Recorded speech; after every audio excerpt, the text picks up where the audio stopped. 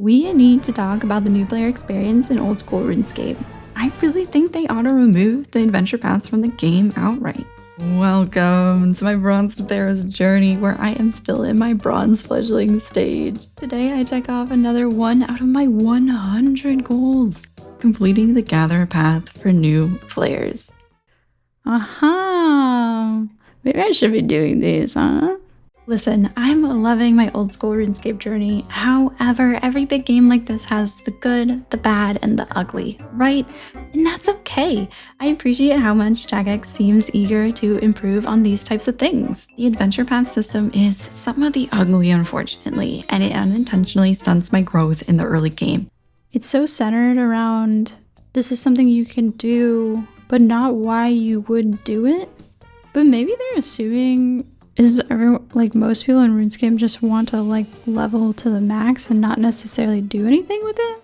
So that's why I want to talk about it as part of my getting good journey, so to speak. The first tutorial NPC you meet asks if you're a new player, and if you say yes or haven't played in a long time, that enables the adventure paths system. This is my first time. It's my first time.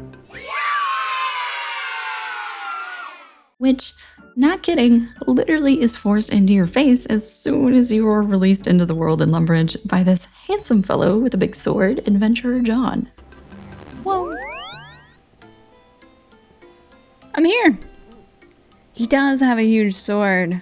Confirmed. Adventure paths. A list of tasks that I can complete in any order. That sounds like the quest list. Basically, it's a special task list window. It gives you free rewards for leveling a handful of fundamental skills in the game, almost like quests. Sort of, not really. More on that later. There are two sides. Gather a path, that's the baby step goal I completed for this episode, and combat path.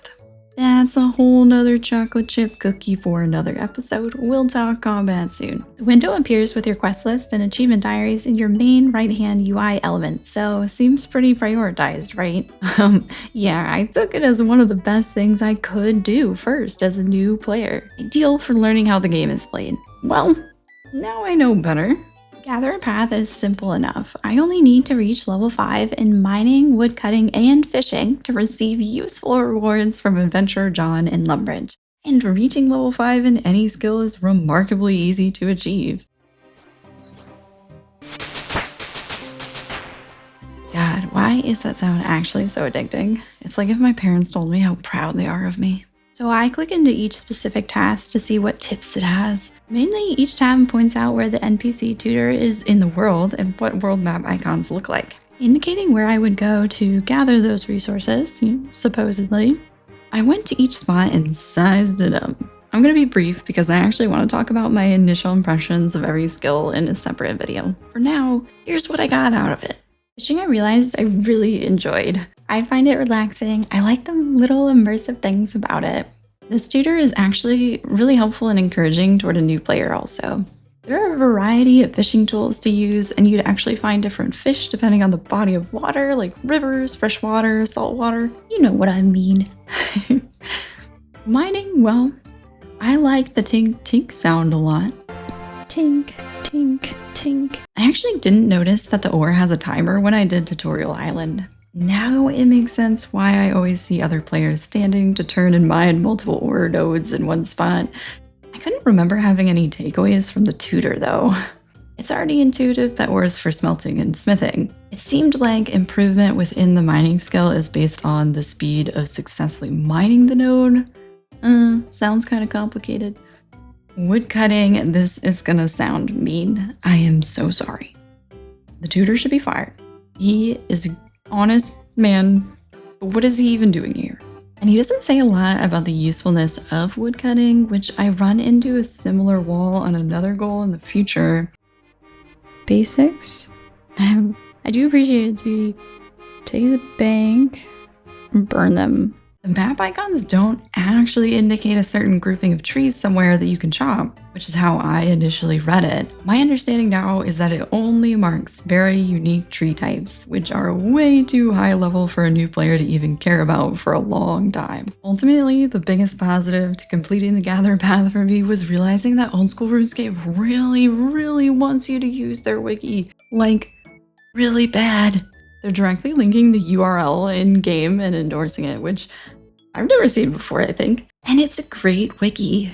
It helps me out a lot. I love the way it's written, being deferential to a variety of gameplay styles.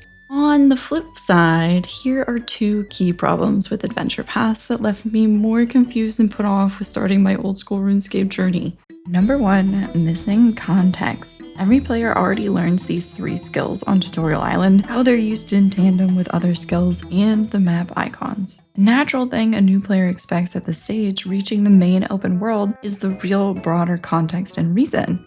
Why do? A new player doesn't know the potential of the game or the motivations for various directions they can take. Not that any pop-up window should explain these things, but without a reason to apply these skills to problems or challenges in this amazing fantasy world, I had to push past a big motivational wall to find the true beauty of old school RuneScape. Because both the game and wiki pushes adventure paths as a way to, quote, get going, without further explanation, I took that to mean these 2 paths are the primary ways OSRS is played and progressed. The Gatherer path gives the impression that RuneScape is legitimately a medieval cookie clicker like everyone laughs about outside of the game, which really made me doubt if I'd like playing further. Tens of hours in, and I discovered that this is not the case. I found that quests led to a smoother experience for me to actually get going in the game and find the real discovery and rewarding factor in the gameplay loop. If in truth adventure paths exist to hand new players power boosts and accelerated progress via gear and items, well, that also severely stunted my early growth in the game. Number 2, adventure paths is not how the game works. Granted, my experience in old school RuneScape is still limited, but the rewards received from completing these tasks act as if this were like Guild Wars 2 or World of Warcraft. Quests and OSRS are not gearing you up in this almost linear fashion. It feels at odds with how the game actually plays and what the reward loop structure is. What ends up happening is a shortcut taken where the new player does not learn the valuable lesson early on of how to obtain or craft these items for themselves, or how gear progression works. I ended up kitted out through the early game and didn't feel the game's feedback of needing a better weapon against certain enemy types for a very long time.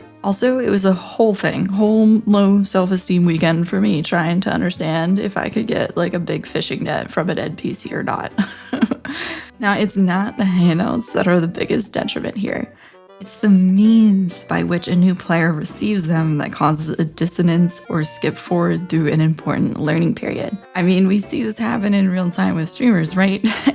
People want to give them gear, so they skip through the game and have a completely different unintended experience. It's just surprising that Jagex chose to create that same effect, even if it's on a much smaller scale. I would have struggled less in so many areas of the game by having more direction toward the importance of vendors in the GE, for example. The combat path voucher after completing the entire combat path is actually helpful because you finally are introduced to where useful vendors exist. But the damage is already done in a noob's brain at that point. I would have liked a similar voucher request much sooner than that. I love the cyclical nature to old school RuneScape's overall gameplay, where your gold is meant to be spent on useful items and your junk is another player's need. However, Lumbridge is weirdly ambiguous about this clear intended design philosophy though. The other NPC outside of Lumbridge Castle encourages selling gathered items like logs from woodcutting for gold, but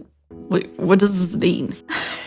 It's such a rabbit hole to understand through the wikis, and I feel exhausted thinking about what's worth selling to an NPC vendor or what the rules are for what vendor buys what item, because there are restrictions on that. As well-intentioned as the adventure path is, it just does a disservice to old school RuneScape as far as first impressions go. Those that want to play it as a medieval cookie clicker already are. I understand trying to solve little fish and big ocean paralysis. I just think they'd retain more people by matching their own game's vibe better. Like, have adventurer John ask the player to complete a few quests, of their choosing, create a couple of items of their choosing, broadly show new players how they can find the info to accomplish those things, and then the new player runs back and receives the combat voucher. Because the game is about doing what you want, and new players only need a little nudge in how to read the signs to find the aisle they want to be in. Honestly, anything other than what I was just doing on Tutorial Island, if they want to put something immediately in my face as a new player, is great. But hey, at the end of the day, I am very positive on old school RuneScape. I appreciate the endorsement of the wiki within the game. It's subtle, but it goes a long way in reassuring me that it's intertwined with the gameplay and how to find things. No different than a Prima Games printed guide, right? Nevertheless, that's another goal crossed off of my Bronze to Barrows list. Another step toward bigger and better things. I hope you continue joining me on this once-in-a-lifetime journey.